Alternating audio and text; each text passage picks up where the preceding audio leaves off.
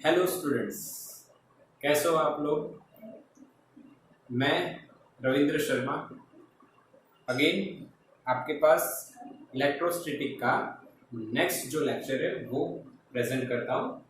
Again आज का हमारा टॉपिक आपको दिख रहा है vector form of Coulomb's law. Okay, तो लेक्चर में हम लोग वेक्टर फॉर्म डिस्कस करेंगे, फिर इसके रिगार्डिंग कुछ सम्स भी आपको बताए जाएंगे या सिखाए जाएंगे। ओके, तो चलिए स्टार्ट करते हैं vector form of Coulomb's law. Okay, तो यहाँ पे सबसे पहले वेक्टर फॉर्म के लिए हम एक कार्टेशियन सिस्टम को सपोज करते हैं,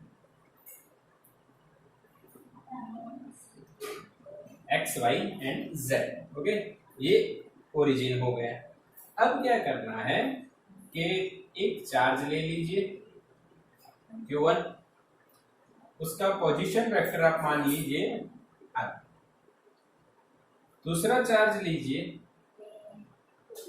Q2 और उसका पोजीशन वेक्टर आप मानिए R। तो यहाँ पे हमारे पास सिस्टम ऑफ टू चार्जेस हो गई, जिसमें Q1 दूसरा Q2 है। हमें पता है ये दोनों एक दूसरे पे फोर्स लगाएंगे, कूलम्बियन फोर्स और इलेक्ट्रिक फोर्स। वो अलोंग द लाइन लगेगा। ओके, ये जो लाइन है इसी के और लगेगा। अब या तो वो अट्रैक्टिव होगा या तो रिपल्सिव होता है। We have two condition. First of all, if both the charges contains same polarity, अगर इन दोनों का पोलैरिटी बिल्कुल सेम है, इसका मतलब क्या, Q1 into Q2 is greater than 0। अगर दोनों सेम है, दोनों प्लस है, तो प्लस प्लस प्लस रहेगा, दोनों माइनस है तो माइनस माइनस भी प्लस हो जाएगा, तो ग्रेटर देन 0 आएगा। सेम पोलैरिटी होती है तो रिपल्सिव फोर्स लगता है, ये तो हमें पता ही है। ओके, तो उसको हम कैसे बताएंगे, ये Q1 है, ये Q2 है, ये लाइन है। अब इधर रिपल्सिव लगेगा। अब उसका नोटेशन क्या है ये देखो, F12। What is F12?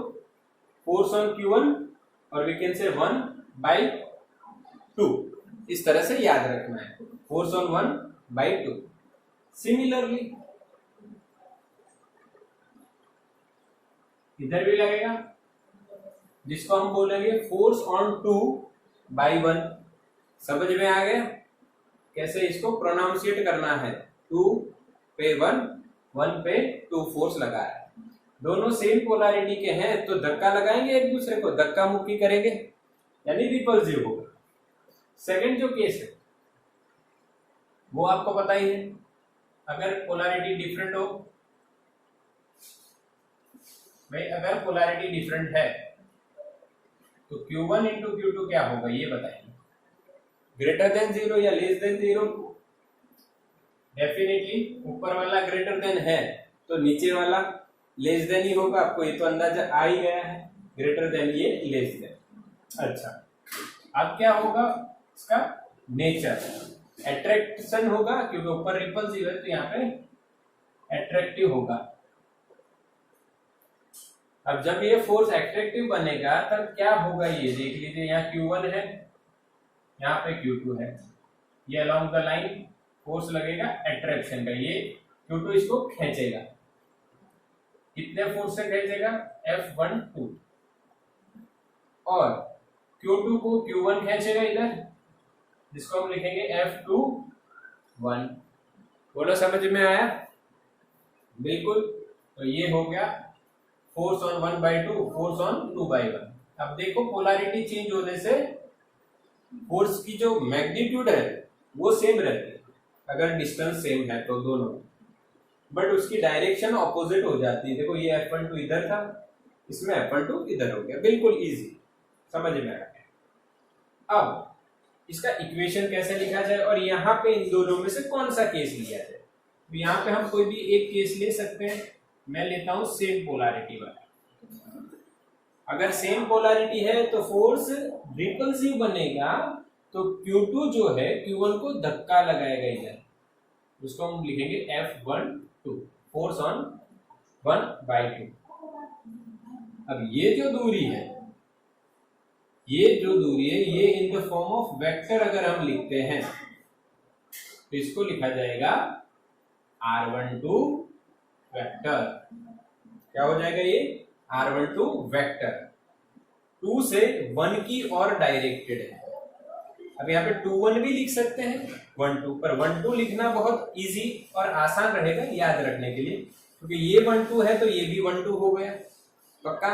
Okay, तो ये बेटर वे है आपको लिखने के लिए। तो यहाँ पे हम अब क्या लिखेंगे? Electric force on Q1 by Q2। तो क्या लिखा जाएगा भाई? तो F12 बनेगा equation K Q1 Q2 over R square, distance का स्क्वायर। अब ये वेक्टर है तो इसका मैग्नीट्यूड क्या लिखा जाएगा? R12 लिखा जाएगा। वेक्टर हटा दीजिए, क्या बन जाएगा? ऊपर से तीर निकाल दो, क्या बनेगा? मैग्नीट्यूड बनेगा। अच्छा, ये मैग्नीट्यूड बन गया। अच्छा, अब इधर क्या होगा? इनटू डायरेक्शन बताने के लिए एक यूनिट वेक्टर आएगा, इसीलिए तो इसको वेक्टर फॉर्म बोला गया। यहाँ पे क्या है? Unit vector. वो यूनिट वेक्टर किधर लग रहा है भाई? किस डायरेक्शन में होगा? तो यूनिट वेक्टर किसकी डायरेक्शन बताएगा? फोर्स की। तो फोर्स इस डायरेक्शन में है तो यूनिट वेक्टर भी उसी डायरेक्शन में होगा। अब देखिए, इन दोनों की डायरेक्शन सेम हुई, तो ये जो हमने वेक्टर सपोज किया था वो बिल्कुल सही है। पक्का? अच्छा, अब ये R12 कैरेट किस तरह से लिखा जाएगा वो देखिए। अब हमें पता है यूनिट वेक्टर, इसको क्या बोलेंगे? Unit vector in the direction of the force. R12 caret is equals to vector upon its magnitude. समझ में आया? Vector upon its magnitude. अब वेक्टर कितना है ये देखिए, तो वेक्टर R12 है, यानी कि यहां से स्टार्ट हो रहा है, this is known as tail और this is known as head. तो टेल का जो पॉइंट है उसका पोजीशन वेक्टर R2 है और हेड का जो है R1। तो head minus tell, final minus initial, वो ये वेक्टर हो जाएगा। समझ में आ गया? अगर आप ट्राइंगल मेथड भी देखो तो ड्रॉ द फर्स्ट वेक्टर ऐसे करोगे और ये सेकंड वेक्टर, तो R1 is equal to R12 plus R2। समझो triangle method. Draw the first vector, draw second from the head of the first and the vector drawn from the tail of the first to the head of the second. ये second हुआ, फिर इसका ये इन दोनों का addition हो गया, तो R1 is equal to R2 plus R12। तो R12 इज इक्वल टू क्या हो जाएगा? R1 minus R2। उस तरह से भी आप, अगर आपका वेक्टर पक्का है तो इस तरह से भी आप सोच सकते हो। अच्छा, नीचे उसी का मैग्नीट्यूड, तो जो वेक्टर बना है उसी का आप क्या कीजिए? मैग्नीट्यूड लिखिए। तो ये हो गया मैग्नीट्यूड बेटा, पक्का? Vector upon its magnitude. तो ये भी तरीका है, ये भी तरीका है। हम ये लिखेंगे क्योंकि सम्स में इसका यूज कर सकते हो इजीली। अब यहाँ पे क्या हो जाएगा? F12 जो ये इक्वेशन बना है, इस इक्वेशन का एक और फॉर्म यहाँ पे बनने वाला है। देखिए, ये इक्वेशन 1 है, इसका एक और फॉर्म इधर बनेगा। ऊपर K Q1 Q2 तो रहेगा, वो का वही, पर जो R12 मैग्नीट्यूड है उसका स्क्वायर करना है। तो R12 मैग्नीट्यूड तो ये रहा, समझ में आ रहा है ना? R12 का जो वेक्टर है वो होता है R1 माइनस R2 और उसका जो मैग्नीट्यूड होता है R12 उसका मोड कर दो, जो मैंने यहाँ पे डायरेक्ट लिखा है। तो समझ में आया? R12 की जगह आप क्या लिख सकते हो? R1 minus R2, vector R1 minus vector R2 और उसका मैग्नीट्यूड, और यहाँ पे हो जाएगा स्क्वायर, बिकॉज यहाँ पे स्क्वायर है, कूलम्स लॉ। R12 कैरेट जो बनाया है इधर वही लिख रहे हैं हम लोग। ओके, क्या लिखा जाएगा? R1 minus R2 vector upon R1 minus R2 magnitudes 1 power, क्योंकि यहाँ पे 1 पावर। ओके, चलिए तो इसको सॉल्व कीजिए, तो आपको आंसर दिखेगा KQ1 Q2 upon R1 minus R2, जो मैग्नीट्यूड बन रहा है उसकी 2 पावर, यहाँ पे 1 पावर। अब बेस सेम है तो पावर का क्या होता है, एडिशन, तो 2 + 1 3 हो जाएगा। यहाँ पे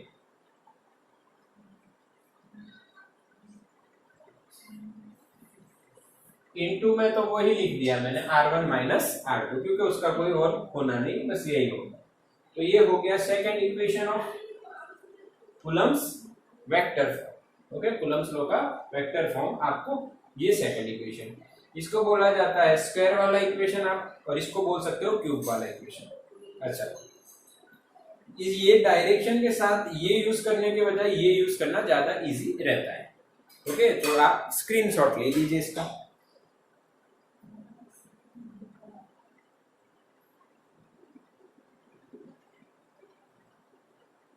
ओके, चलिए स्क्रीनशॉट ले लिया, अब आगे चलते हैं।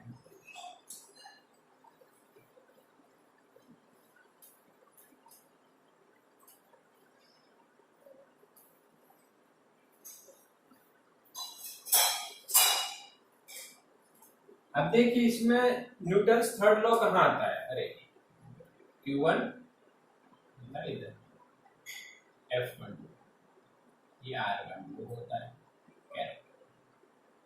दिख रहा है, सिंपल है एकदम, वही है, कुछ नहीं है। ओके, अब मैं क्या बताने वाला हूं, क्योंकि मैंने ये क्यों रखा है कि कुछ हम यहाँ पे जानने वाले हैं। ये मैंने लिखा था Q1/Q2, okay, force on Q1/Q2। अगर हम लिखना चाहिए यहाँ पे इलेक्ट्रिक फोर्स ऑन Q2/Q1, तो क्या लिखोगे, भाई लिखोगे आप F21 KQ1 Q2 upon R21 square into R21 caret. Okay, ये Q2 पे Q1 के और, तो ये इधर लगेगा भाई F21 2 पे 1। अब इसको हटा देते हैं, ठीक है, अभी आप समझ लेना ये डिस्टेंस। अब यहाँ पे जो डायरेक्शन होगी R21 कैरेट वो इस साइड होगी, रिपल्सिव है, 1 2 को धक्का इधर लगाएगा, 2 पे 1 का धक्का इधर लगेगा, 1 पे 2 का धक्का इधर लगेगा, दोनों अपोजिट।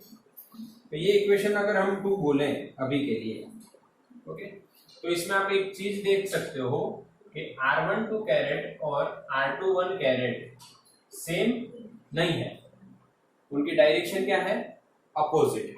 तो ऐसा लिखा जा सकता है, मैग्नीट्यूड तो यूनिट वेक्टर है तो एक ही आएगा, यूनिट वेक्टर का मैग्नीट्यूड एक रहता है, बट उनकी डायरेक्शन अपोजिट है, तो बीच में एक माइनस साइन लगा दीजिए, तो आपका ये इक्वेशन। ओके, एक और बीच में यहाँ पे बात आपको बताना चाहूंगा, R12 = R21, इनके बीच की दूरी जो है वो फिक्स रहेगी। R12 जो हमने ये लिखा था ना, ये वेक्टर था, इसमें डायरेक्शन आएगी, बट जब इसको हटा दोगे तो सिर्फ मैग्नीट्यूड आएगा। मैग्नीट्यूड यानी इन दोनों के बीच का जो डिस्टेंस है वो तो चाहे R12 से 1 से 2 लो, चाहे 2 से 1 सेम रहेगा। ओके, तो यहाँ पे इन दोनों इक्वेशन में आप देखो तो ये जो टर्म है ये दोनों की सेम हो जाती है।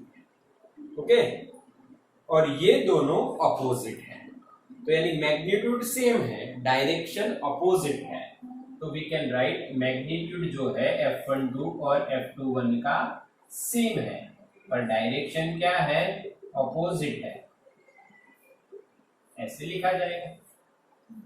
ओके, या आप R21 की जगह माइनस R21 की जगह माइनस R12 लिखो, तो माइनस यहाँ पे आ जाएगा, तो आप ये लिख सकते हो, समझिए, या 1 2 में यहाँ पे 1 2 की जगह 2 1 लिखो, तो आगे माइनस करोगे तो यही आ जाएगा। आ गया समझ में? तो ये कौन सा लॉ हो गया, न्यूटन्स थर्ड लॉ। समझ में आया, क्लियर बिल्कुल? तो यहाँ पे न्यूटन्स थर्ड लॉ लगता है फॉर 2 चार्जेस। ओके, इसमें एक छोटी सी बात और बता दी जाती है, ध्यान रखना है बिल्कुल, इन दोनों के बीच का फोर्स जो कूलम्ब फोर्स है वो किसी और चार्ज की प्रेजेंस से चेंज होता नहीं। समझ में आ रहा है? यानी इन दोनों के बीच का जो कूलम्ब फोर्स है वो कोई तीसरा या चौथा कितने भी चार्ज रखे हो उन पे डिपेंड नहीं करता है। इसको नोट कर लेना, ये नोट है इंपॉर्टेंट, कहीं आपको नीट या जेई में कहीं पे असर्शन एंड रीजन में अगर आ जाए तो इस तरह से सॉल्व करना। बोलो पक्का? स्क्रीनशॉट ले लेना है। अब हम आगे चलते हैं। ओके, ठीक है, चलिए। अब कूलम्ब का वेक्टर फॉर्म हो गया तो उसके सम्स जब करोगे उससे पहले आपको एक टॉपिक पढ़ लेना है जो आपको ऑलरेडी आता है, कोई बड़ा लॉजिक नहीं है। ओके, एकदम सिंपल है। तो आइए समझते क्या सिंपल टॉपिक है।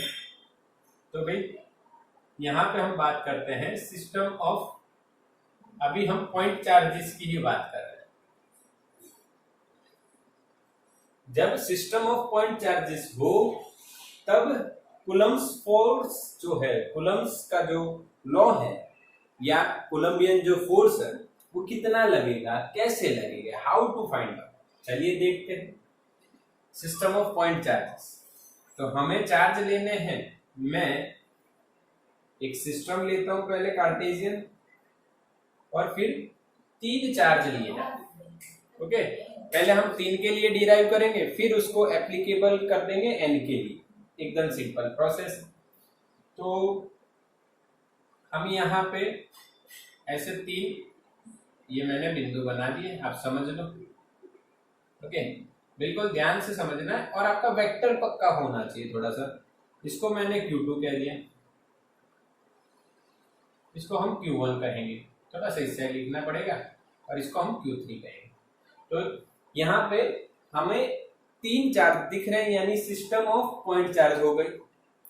अब इसका जो पोजीशन वेक्टर रहेगा वही अपना तरीका है, चार्ज के नाम के हिसाब से इसको R2 कर दिया, इसको हमने R3 कर दिया और ये हमारा R1। ओके, अब हमें फाइंड करना है force, electric force on Q1। तो Q1 पे फोर्स कौन लगाएगा? F1 फाइंड करना है। तो Q1 पे आप देखिए ये Q2 है तो ये अलोंग द लाइन लगाए। अब दोनों की पोलैरिटी सेम है तो ये इधर हो जाएगा, नाम क्या होगा? F12। ओके, और इसकी लाइन इस तरफ से जा रही है, ये लगेगा इधर, इसका नाम हो जाएगा F13, फोर्स ऑन 1/3। क्लियर? अब यहाँ पे हमारे पास 2 फोर्स हैं, बिल्कुल समझ में आ रहा है, 2 फोर्स और दोनों वेक्टर है। तो यहाँ पे आपको पता है वेक्टर एडिशन होगा, जिसको हम बोलते हैं प्रिंसिपल ऑफ सुपरपोजिशन। क्या बोले जाते हैं जिसको? Principle of superposition. समझ में आया? तो प्रिंसिपल ऑफ सुपरपोजिशन हम बोलते हैं। हमें ये पता होना चाहिए प्रिंसिपल ऑफ सुपरपोजिशन क्या है। ओके, तो यानी आपको पता ना हो तो एक बात याद करवा देता हूं, जब 2 वेक्टर को सेम पॉइंट से जा रहे हैं तो उनका जो रिजल्टेंट होता है वो उन दोनों वेक्टर्स का अलजेब्रिक एडिशन या समेशन के बराबर होता है। यानी कि वेक्टर एडिशन हो जाएगा 1 2 प्लस 1 3। क्लियर है ना? 1 2 प्लस 1 3। अब 1 2 की वैल्यू कितनी लिखी जाएगी? तो आपको पता ही है कि ये जो R12 लिख देते हैं, इसको इस डायरेक्शन में होगा। ओके, इसको क्या लिखा जाएगा? R13 vector.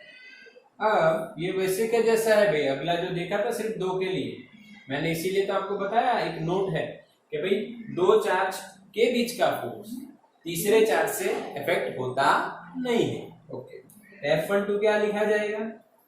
के Q1 Q2 upon R12 square into R12 caret, clear. और यहाँ पे के Q1 Q3 upon R13 square R13 carat. समझ में आया? बिल्कुल इजी, एकदम लॉजिकल क्वेश्चन है। लॉजिक सिंपल है, एकदम इजी, लॉजिकल बात नहीं है ज्यादा, यही हमने आगे देखा था। अब यहाँ पे इसको हम एक्सपांड करेंगे for n number of charges. अगर मान लो सिर्फ यहाँ पे 2 चार्ज फोर्स लगा रहे हैं Q1 पे, यानी 3 चार्ज की सिस्टम है। अगर n चार्ज हो तो बताइए क्या होगा? F1 इज इक्वल टू क्या लिखा जाएगा? F12 F13 plus up to F1n लिखा जाएगा। क्लियर है? चलिए समझ में आ गया ना? यहाँ पे 1 2 1 3, अगर चौथा होता तो 1 4, पांचवा 1 5 1 6 1 7 1 8 1 9 1 10 1 n। चलिए अब इसका इक्वेशन लिखा जाए तो क्या लिखा जाएगा भाई? के Q1 Q2 over R12 square into R12 carat, वही लिखा जाएगा जो यहाँ था। दूसरे का k Q1 Q3 upon R13 square R13 caret plus up to k Q1 Qn upon R1n square into R1n caret. ये स्क्वायर वाला इक्वेशन लिख रहे हैं। क्यूब वाला भी आपको पता ही है, आगे हमने देखा था।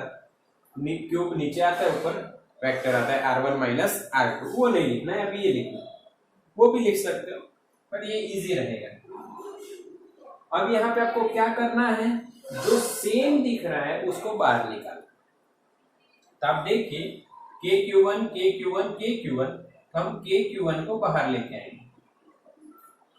बाकी जो अंदर बचता है उसको अगर हम ब्रैकेट में न लिखें और डायरेक्ट इस तरह से लिख सकते हैं, समेशन। ओके, बचा क्या है इस पहली टर्म में? ये आप देखिए, ऊपर एक चार्ज बचा है, नीचे आर स्क्वायर बचा है और यहाँ पे आर कैरेट। यही चीज ये 3 टर्म जो दिख रही है आपको, ये सभी में बचेगी। ओके, अच्छा, उनका नंबर देखिए कैसे चेंज हो रहा है, 2 3 4 5 अप टू n। तो यहाँ पे हम एक वेरिएबल ले लेंगे i, जो 2 से स्टार्ट हो रहा है और n तक जाता है। तो यहाँ पे हम लिखेंगे Qi। आगे समझ में? Q2 Q3 Q4 Q5 Qn यानी Qi। अब यहाँ पे देखिए 1 2 1 2 1 3 1 3 1 4 1 4, यानी वहां पे 1 2 1 3 1 4 इस तरह से चेंज हो रहा है। तो 1 तो रहेगा पर उसके साथ वाला जो डिजिट है वो चेंज हो रहा है। तो यहाँ पे आएगा 1i और यहाँ पे भी आ जाएगा 1i। तो ये हो गया final equation using principle of superposition. पक्का? ये याद नहीं रखना है आपको, बट थ्योरी में अगर आप बोर्ड एग्जाम्स दे रहे हो तो डेरिवेशन आपको करना रहता है। तो इस तरह से इसको डेरिवेशन को आप पक्का कीजिए। सेम चीज यहाँ पे आप ऐसे ड्रॉ कर सकते हो कि भाई ये पैरेललोग्राम लगाएंगे, क्योंकि 2 वेक्टर का एडिशन करने की एक मेथड है। मान लो इन 2 के बीच का एंगल कितना आ रहा है बेटा? थीटा आ रहा है। यहाँ पे ये जो वेक्टर ड्रॉ करेंगे इसको हम बोलेंगे resultant force on Q1 charge F1।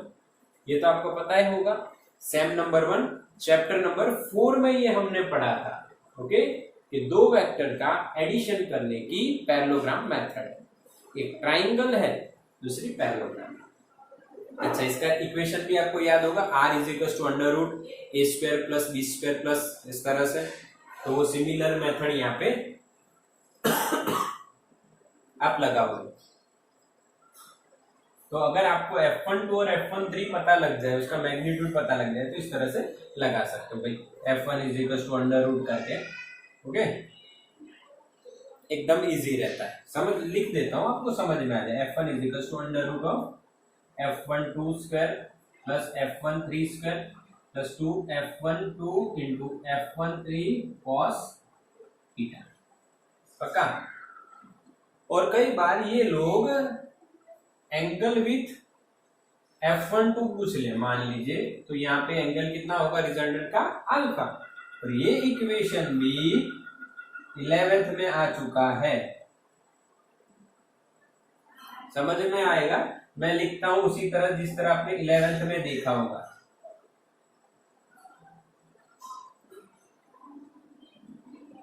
ये टाइप आपने 11th में देखा था, b sin theta upon a plus b cos theta. अब यहाँ पे ना b है ना a है, बट अगर आपके पास टेक्स्ट बुक होगी घर पे, उस पर ध्यान से देखिए और मैं आपको जो बता रहा हूं वही आपको मिलेगा। ये जो अल्फा है वो क्या है, रिजल्टेंट फोर्स का हॉरिजॉन्टल वाले फोर्स के साथ का एंगल है। ओके, तो इस थियोरी में आप देखोगे कि जो रिजल्टेंट के साथ एंगल कितना बन रहा है, यहाँ पे अल्फा किसके साथ बन रहा है, रिजल्टेंट का F12, तो जिसके साथ बन रहा है उसको क्या लेना है, वेक्टर A लेना है। तो ये वाला क्या हो जाएगा, वेक्टर B हो जाएगा। थ्योरी में आप देख सकते हो, शायद ये एक एनसीईआरटी का सम है 4th चैप्टर का। ओके, तो यहाँ पे आप जो लिखोगे रियलिटी में, इस क्वेश्चन में आप क्या लिखोगे, B की जगह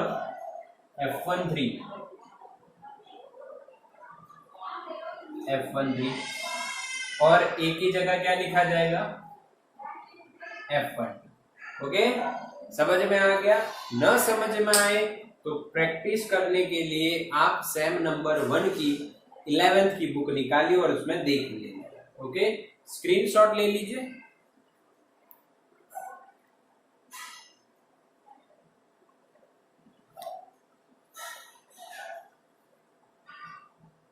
ओके, चलो हो गया, आगे चलते हैं। अब इसके कुछ सम करते हैं। कैसे सम्स आएंगे, बहुत सारे अलग अलग तरीके के, बट कंसेप्ट क्लियर करिए तो बिल्कुल कोई दिक्कत नहीं आएगी। चलिए, तो पहला जो है वो हम एक मेथड आपको सिखाई जाएगी अभी, जिसको हम सिमेट्रिक मेथड बोलेंगे।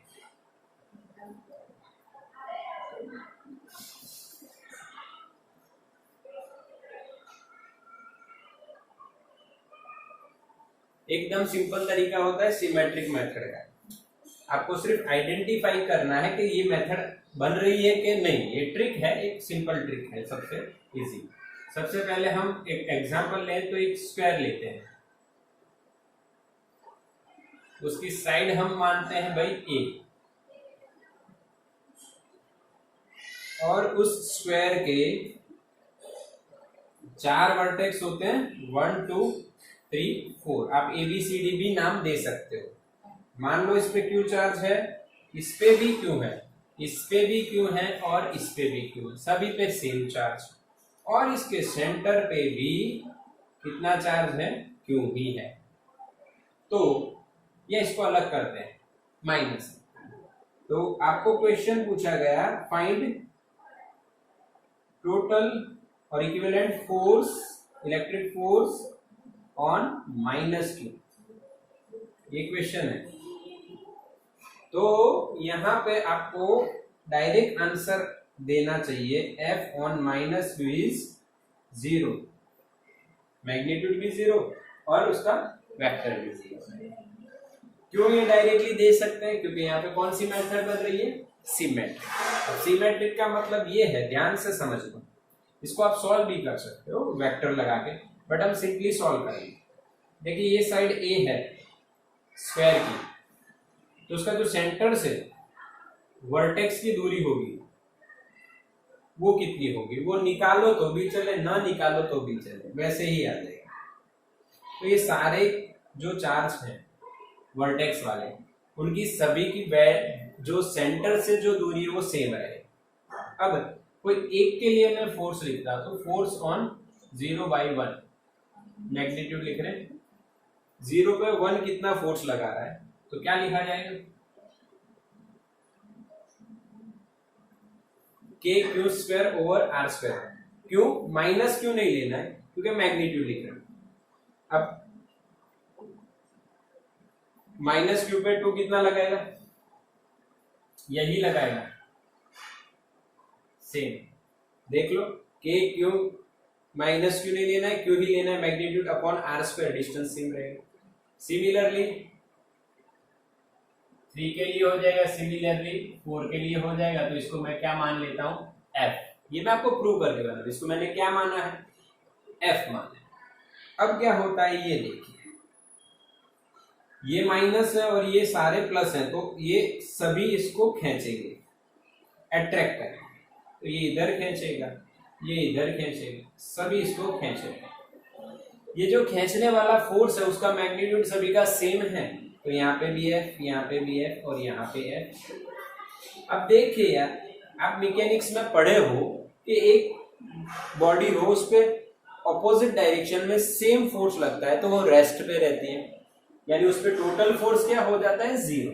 तो ये दोनों एक दूसरे को कट करेंगे इफेक्ट को, और ये दोनों एक दूसरे को, तो टोटल फोर्स कितना आपका आना है, 0 आना है। तो इसी को तो बोलते हैं मेथड ऑफ सिमेट्रिसिटी। समझ में आया, ये पहला क्वेश्चन। एक और तरीका इसमें बताता हूं, ध्यान से समझिए। अगर ये प्लस होता तो क्या होता, तो भी बेटा 0 होता, क्योंकि ये इसको रिपील इधर करता है, ये इसको रिपील इधर करता है, opposite same magnitude, answer is 0 again सभी के। अब देखिए एक और ट्रिक देखिए, ये अगर माइनस किया जाए और ये वाला माइनस किया जाए तो क्या होगा, तो भी आंसर 0 होगा। कैसे, ये माइनस अभी यहाँ पे प्लस है, देखिए ध्यान से, ये माइनस इस प्लस को अट्रैक्ट करेगा, ये माइनस इस प्लस को अट्रैक्ट करेगा, इक्वल एंड ऑपोजिट हो गया। ये तो था ही, आया समझ में, ये 2 माइनस हो और ये 2 प्लस हो तो भी 0। क्लियर, इसी को कौन सी मेथड बोलता हूं मैं, सिमेट्रिक। हम यही याद रखेंगे, सिमेट्रिक मेथड। ओके, अच्छा अब क्या होता है, दूसरा एक एग्जांपल लेते हैं। सिमेट्रिक के बहुत सारे एग्जांपल होते हैं, दूसरा एक और ले लेते हैं। एक हम ट्राइंगल पे आजमा लेते हैं, ट्राइंगल का क्या होगा सिमेट्रिक के लिए। ओके, तो भाई ट्राइंगल पे हम बात करें तो ये आपका हो गया A, ये B हो गया, ये C हो गया। अब इसका जो सेंटर है उसको मैं G बोल रहा हूं, और उस G पे हमने रख दिया -2Q, और इन सभी पे हमने रखा Q। बताइए तो आंसर क्या होगा, फोर्स ऑन G, मैग्नीट्यूड रखो या डायरेक्शन भी रखो, कोई दिक्कत नहीं, आंसर आना है 0। कैसे, total electric force on G is equal to 0। भाई कैसे, देखिए थोड़ा एक्सप्लेनेशन डिटेल में करेंगे तो मजा आएगी। ओके, तो इसको आप सेंटर से ये दूरी सेम रहेगी, ये भी दूरी सेम रहेगी, ये भी दूरी सेम रहेगी, सारे वर्टेक्स की दूरी सेम रहेगी। हमें ये मान दिया होगा इक्विलेटरल, क्या दिया होगा, इक्विलेटरल, तो सभी साइड हम सेम मानेंगे। अब ये माइनस ये प्लस, ये इसको अट्रैक्ट करेगा, ये इधर अट्रैक्ट हो जाएगा, इधर भी अट्रैक्ट ही हो जाएगा, सभी जगह अट्रैक्ट ही होगा। ओके, अब यहां में इसकी जैसा नहीं बन रहा है, यहाँ पे 3 है, इसलिए आप ऐसा नहीं कह सकते इक्वल ऑपोजिट कहाँ है, तो 0 कैसे हुआ, क्योंकि सिमेट्री बन रही है, ये तीनों का डिस्टेंस सेम है, चार्ज सेम है, सेंटर का चार्ज सेम ही रहेगा, तो सिमेट्रिक बनेगी। तो सेंटर वाले पे आंसर क्या आएगा, 0। सिर्फ सेंटर वाले, इस पे 0 है कि नहीं वो फाइंड करना, बट सेंटर पे 0, यहाँ पे भी सेंटर पे 0। चलिए तो अब इसका बात करते हैं, इसका क्या होगा। तो सबसे पहले force on G by A कितना होगा, हिसाब लगाइए, G और A के बीच में magnitude KQ 2Q over R square. मैं इस डिस्टेंस को क्या मान लेता हूं, R मान लेता हूं, ये भी R और ये भी R है। ओके, अब बताइए force on G by B क्या होगा, KQ 2Q upon R square, same होगा। इसी तरह से GC क्या होगा, KQ 2Q मैग्नीट्यूड लिख रहे हैं अपॉन R स्क्वायर, सेम होगा। तो क्या आप इसको F मान सकते हो? ओके, तो यहाँ पे क्या लिखा जाएगा, ये फोर्स कितना है F, ये फोर्स F है और ये फोर्स भी F ही रहेगा। अब देखिए एक्सप्लेनेशन क्या कह रही है कि ये अगर हम एक कार्टेशियन सिस्टम माने तो ये इजी हो जाएगा रिजॉल्व करने में। तो यहाँ पे मैं इसको हॉरिजॉन्टल या एक्स एक्सिस मान लूं और ये वाली हमारी वाई एक्सिस हो गई, समझ गए। अब एंगल देखिए भाई, इक्विलेटरल है तो टोटल 60, तो उसका आधा क्या हो जाएगा 30। क्यों आधा, क्यों होगा, क्योंकि सेंटर में से पास हो रही है ना लाइन, तो यहाँ पे भी 30 हो जाएगा। अब ये 30 है तो यहाँ पे उल्टा z बन रहा है तो ये 30 हो गया। सिमिलरली यहाँ पे भी z बन रहा है तो ये क्या हो गया 30 हो गया। अब इन दोनों के रिजोल्यूशन एकदम इजी हो जाएंगे। एंगल के एडजेसेंट जो है कंपोनेंट वो कॉस होगा, इधर जो ऑपोजिट होगा दूसरा वो क्या होगा साइन होगा। समझ में आया, ये वाला f cos 30, ये वाला f sin 30। सिमिलरली ये वाले फोर्स के लिए भी आप लिख सकते हो, ये वाला हो जाएगा cos 30 और इधर आएगा f sin 30। अब दोनों सेम डायरेक्शन में तो क्या हो जाएगा एडिशन, ये नीचे। अब रिजोल्यूशन करने के बाद आपको देखना है, देखो ये दिख जाएगा आपको कि ये वाला और ये वाला कंपोनेंट सेम और ऑपोजिट, तो एक दूसरे की इफेक्ट को क्या कर देंगे कैंसिल कर देंगे। रहे कौन से, तो एक अप साइड है f, दूसरा डाउन साइड है। वो डाउन साइड को रिजोल्व किया तो आंसर क्या है वो देखिए, f इंटू साइन 30। भाई साइन 30 आपका 1/2, यहाँ पे भी 1/2। अब इसको सॉल्व कीजिए तो f इंटू 1/2, f इंटू 1/2 तो आधा आधा एक हो गया, तो क्या है आंसर f। तो भाई ऊपर भी f है नीचे भी f है, इक्वल एंड ऑपोजिट, तो आंसर क्या आएगा force on, equivalent force on G is 0, magnitude भी 0 और कर्विंग। बोलो समझ में आई, इसको सिमेट्रिक मेथड बोलते हैं। ओके, एनसीईआरटी में यही सम है, पर फिर उन्होंने दो पार्ट में पूछा है। उन्होंने कहा कि अगर ये जो वर्टेक्स है इधर वाली सी पे या वहां पे ए हो, कुछ भी हो नाम, बट इस पे 2q चार्ज हो तो क्या आंसर आएगा। तो भाई अगर q चार्ज होता तो तीनों का बैलेंस होकर आंसर क्या आता 0, और q के साथ एक और q रखा है तो ये वाला q तो 0 करने में चला गया, तो एक q का बचा जो ऊपर लगेगा, जो ऊपर, वो भी हम आगे देखेंगे, अभी तो डिटेल में नहीं देख रहे। इतना देखो ये सिमेट्रिक मेथड हमारी हो गई, आप स्क्रीनशॉट ले लीजिए।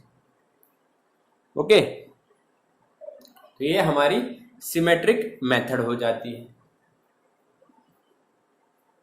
ओके, चलिए आगे चलते हैं, हम एक और बढ़िया सम करते हैं सिमेट्रिक मेथड का। समझ में आया ना, बिल्कुल ध्यान लगाइए और हिम्मत रख के मेहनत करिए। बढ़िया आउटपुट लाना है तो मेहनत लगती है बढ़िया, जितनी बढ़िया मेहनत उतना बढ़िया आउटपुट आपका आएगा। ओके, अब हम देखते हैं यहाँ पे एक हेक्सागोन लेते हैं। ओके, जिसकी साइड मान लेते हैं हम कितनी है L। तो वो जो हेक्सागोन बनेगा उसके सभी वर्टेक्स पे आप अगर चार्ज क्यों रख रहे हो और सेंटर जो बनता है उस सेंटर पे आप रख रहे हो -q, तो what is the force on this -q, और we can say centre electric force.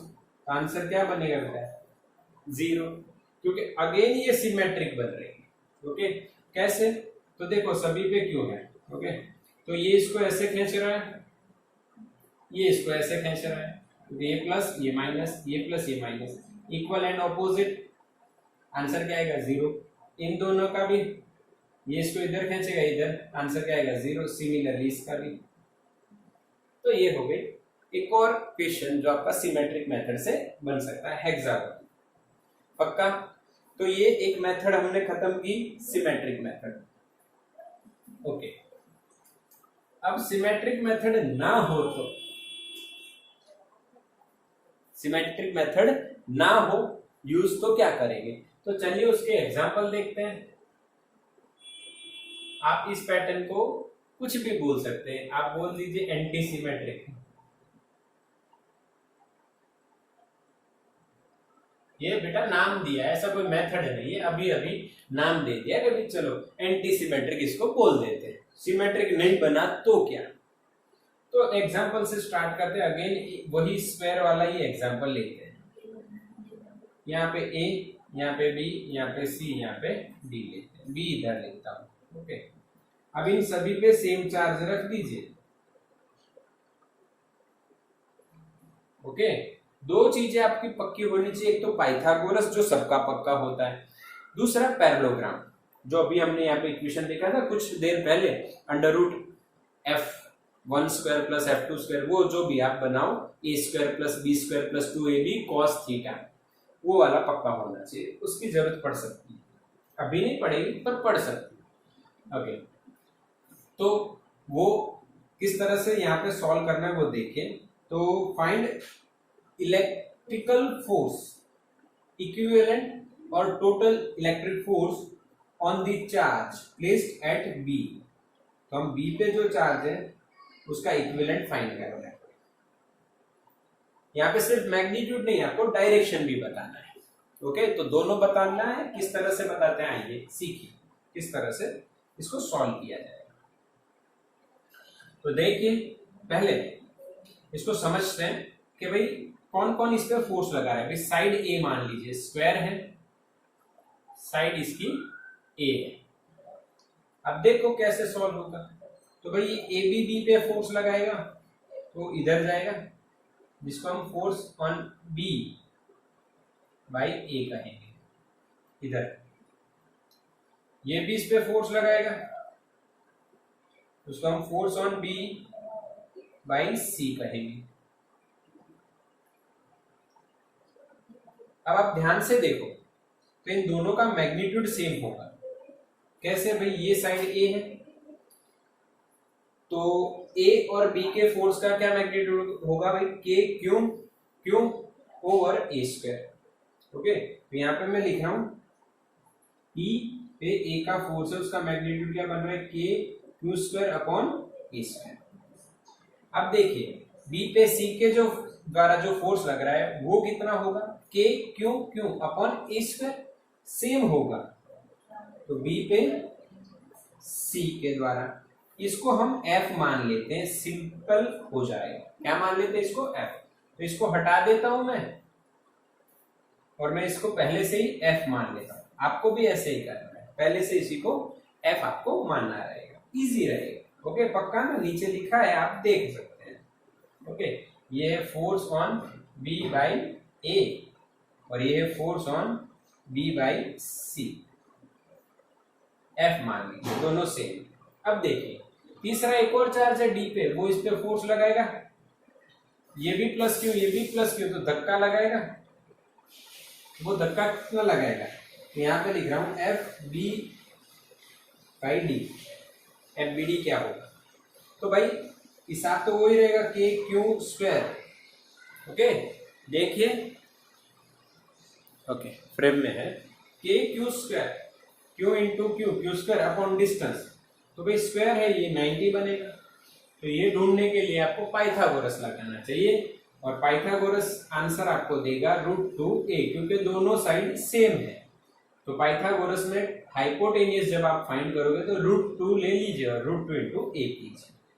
तो √2 इंटू ए का स्क्वायर करना है, तो क्या हो जाएगा? 2a square.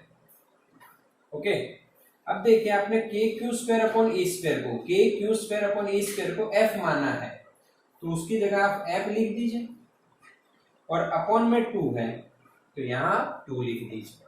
समझ में आया? इससे क्या होगा? इजी हो जाएगा। तो ये फोर्स हो गया आपका F/2। F तो आपके पास है, ये F/2 कैसे हुआ आपको पता चलेगा। अब इसको रिजॉल्व करना है। तो मैं यहीं इसके अंदर ही आपको रिजॉल्व करके बताता हूँ। अब 3 फोर्स है तो इसका कंपोनेंट लेके सॉल्यूशन करना है, और कंपोनेंट लोगे तो टाइम ज्यादा जाएगा। वो भी आप ले सकते हो क्योंकि आपने 4th चैप्टर पढ़ना है अच्छी तरह से सेम नंबर 1। बट वो लोगे तो यहाँ पे एंगल 45 बनेगा, क्योंकि ये डायगोनल की डायरेक्शन में है, तो ये टोटल 90, तो ये 45, तो ये भी 45 बन जाएगा। तो यहाँ पे आपको f/2 cos 45, यहाँ पे f/2 sin 45, ये y कंपोनेंट, ये x कंपोनेंट, ऐसे आप रिजल्टेंट फाइंड कर सकते हैं। बट हमें मैग्नीट्यूड पूछा हो तो ये जो मैं तरीका बता रहा हूँ ये देखिए, और डायरेक्शन भी आप उससे बता पाओगे बिल्कुल इजीली। ये 90 हो गया, f और f पहले इन दोनों को रिजॉल्व करते हैं। तो मैंने पैरेललोग्राम बना देना है। क्या बना दिया मैंने? पैरेललोग्राम। और वो इसकी डायरेक्शन में यहाँ पे आएगा आपका सॉल्यूशन। क्या सॉल्यूशन आएगा? ये f और f एंगल 90, जब एंगल 90 हो तो पाइथागोरस और सेम वैल्यू है f और f, तो क्या हो जाएगा √2f। तो इन दोनों का सॉल्यूशन इस डायरेक्शन में कितना हुआ बेटा? √2f। ओके, तो इक्विवेलेंट फोर्स ऑन B, उसका मैग्नीट्यूड क्या होगा आप देखिए। तो ये दो बाकी रहे, ये दोनों सेम डायरेक्शन में है, तो एडिशन हो जाएगा।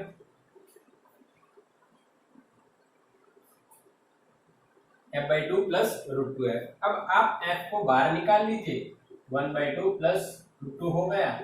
f का वैल्यू kq² अपॉन k² है, इधर लिया है हमने। इसका एलसीएम हो जाएगा 1 प्लस 2√2/2। ये हमारा फोर्स ऑन B का मैग्नीट्यूड आएगा। अच्छा, अब इसका डायरेक्शन निकालने का बोला जाए तो डायरेक्शन के लिए आपको पता तो चल गया, इस डायरेक्शन में ये एंगल, ये f/2 इधर लिख रहा हूं मैं, ये एंगल आपका 45 है। ओके, आप क्या करोगे, ये जो आंसर आया B का वो कौन सी डायरेक्शन में? B से B। हाँ, कौन सी डायरेक्शन में? B से B। अब ये 45 है तो इसका आप cos 45 i कैरेट, अगर मैं देखो ध्यान से FB लिखना चाहूं वेक्टर फॉर्म में, तो FB का मैग्नीट्यूड cos 45 i कैरेट, क्योंकि इसका जो कंपोनेंट लेंगे रिजल्टेंट जो इधर आया हमारा FB आया, इधर आया, तो इसका cos 45 इधर आएगा और sin 45 इधर आएगा, और वो माइनस आएगा। क्यों माइनस रहेगा? पता चल गया ना आपको, नीचे जा रहा है भाई, नीचे जाएगा तो बेटा ये नेगेटिव है, इसलिए माइनस। तो अगर आपको वेक्टर फॉर्म में पूछा गया था इस तरह से और मैग्नीट्यूड को था तो 1 2 3 स्टेप ये और अंदर ही रिजॉल्व कर पाओगे पक्का। तो ये ट्रिक एक है, ऐसे बहुत सारे सम हो सकते हैं, बहुत यानी। अब ट्राइंगल का एक देख लेते हैं। अच्छा, इसमें दूसरा भी आप बना सकते हो, मैं इसी में ड्रॉ करता हूं बेटा। इस पे क्यू रखिए, इस पे 2q, इस पे 3q और इस पे 4q। सेम क्वेश्चन है, इसको आप समझ लीजिए और ये आपका होमवर्क रहेगा, कर लेना। q 2q 3q 4q, इस पे B पे रिजल्टेंट फोर्स फाइंड करना है। तो आप अपना तरीका लगाइए और सिंपल बनाने की कोशिश कीजिए, फिर कभी मुझे आप कमेंट में लिख के भेजिए तो मैं यही सम, इसका नंबर हम दे सकते हैं भाई स्क्वायर वाला, इसको नाम भाई स्क्वायर 1 2 3 4 ऐसा नाम दे देना, 1 2 3 4 1q 2q। तो ये मैं आपको करवा दूंगा, ठीक है। बाकी ये इजीली आप कर सकते हो। चलिए एक अब ट्राइंगल वाला भी इसमें देख लेते हैं।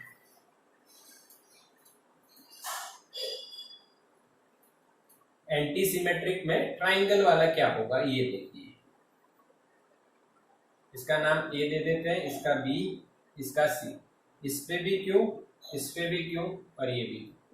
मान लो ये इक्विलेटरल, ये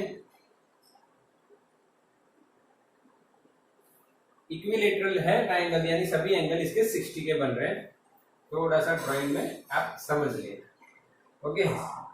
चलिए ठीक है। अच्छा, इसकी साइड दी है आपको, साइड आपको दिए, मान लीजिए अगेन A ही दी या L ले लो, इस दौरान L लीजिए।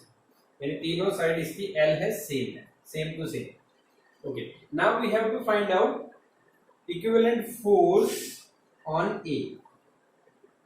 Okay, equivalent force on A, और we can say magnitude of F A. Clear? देखिए, समझिए, स्क्रीन को पॉज कीजिए और अपने हिसाब से इसको ट्राई कीजिए बेटा। अगर बनता है तो बढ़िया है, चलिए, अगर नहीं बन रहा है तो मैं आपको यहाँ पे करवा देता हूँ किस तरह से करना है। देखिए, एकदम सिंपल तरीका है। तो सबसे पहले इसके सारे जो फोर्स वगैरह वो फाइंड कर लीजिए। तो बी ए सी तीनों पे सेम चार्ज है, तो ए पे बी रिपल्सिव लगाएगा, यानी इधर जाएगा एफ बी ए। उसका मैग्नीट्यूड क्या होगा? K q square upon l square. Okay, थोड़ा सा छोटा बनाते हैं, जगह कम पड़ जाएगी। अब इधर देखो, सी और ए दोनों पॉजिटिव, तो रिपल्सिव हो गया। ये हो गया एफ, सॉरी यहाँ पे आएगा ए पे b, force on a by b, यहाँ पे आएगा force on a by c. अब इसका भी वैल्यू देखो क्या होगा, k q q upon l square, same होगा। तो अगर आप इसको F मानो तो ये भी बेटा F हो गया, सीधा हिसाब। ओके, अब इन दोनों के बीच का हमें एंगल पता होना चाहिए। तो ये जो एंगल है 60 होगा, क्योंकि इक्विलेटरल है, तो ये भी 60 हो गया। तो रिजल्टेंट के लिए आपको यहाँ पे पाइथागोरस नहीं लगेगा, ये रिजल्टेंट होगा एफ ए। वेक्टर फॉर्म बताओ, और वेक्टर भी लिख सकते हो, एफ ए ऊपर जाएगा। ओके, तो एफ ए कितना होगा? तो दो फोर्स के मैग्नीट्यूड आपको पता है सेम है, पक्का, और उनके बीच का एंगल भी आपको पता है 60। तो आप लगा सकते हो लॉ पैरेललोग्राम, पैरेललोग्राम मेथड लगा दो। r is equal to under root a square plus b square आता ही आपको। तो यहाँ पे सेम है, यानी f square plus 2f into f cos 60 हो गए। समझ में आया ना, cos 60 हो गया। और यहाँ पे एफ स्क्वायर और 2f स्क्वायर, यहाँ पे हम इसको 2f स्क्वायर लिखते हैं पहले, और यहाँ पे 2f स्क्वायर cos 60 क्या 1/2 हो गया, ये 2 कट हो गया। 2f स्क्वायर प्लस सिर्फ क्या बचा f स्क्वायर, तो क्या आ जाएगा √3f स्क्वायर भाई √3 as it is f square का है।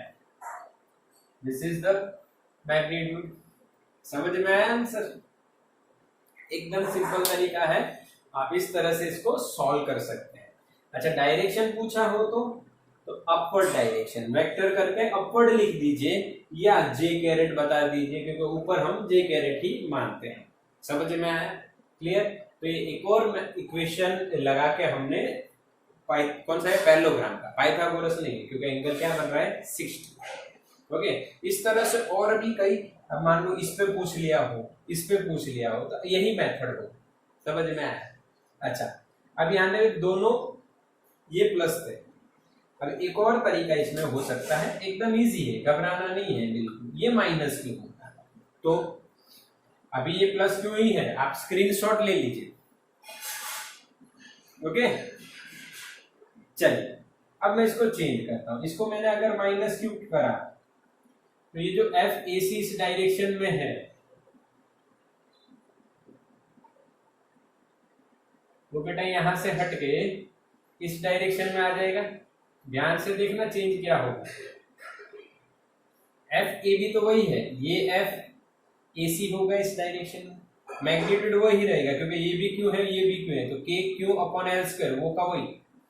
बट अब यहां पे चेंज क्या हो गया है, एंगल। ये कितना होगा 60, ये टोटल 180, 180 में से 60 गया, तो यहाँ पे क्या आ गया 180। तो इक्वेशन यही लिखा जाएगा, दोनों f ही है, सेम टू सेम।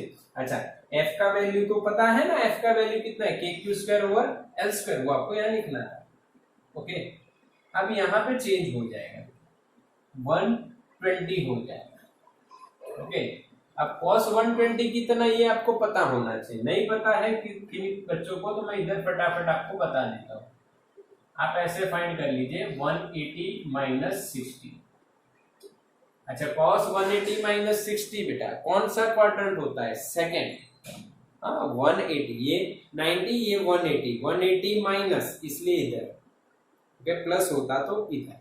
तो यहाँ पे तो ऑल एस, यहाँ पे साइन, तो साइन पॉजिटिव कॉस नेगेटिव, यहाँ पे माइनस कॉस 60 हो जाएगा, यानी -1/2 आ जाएगा।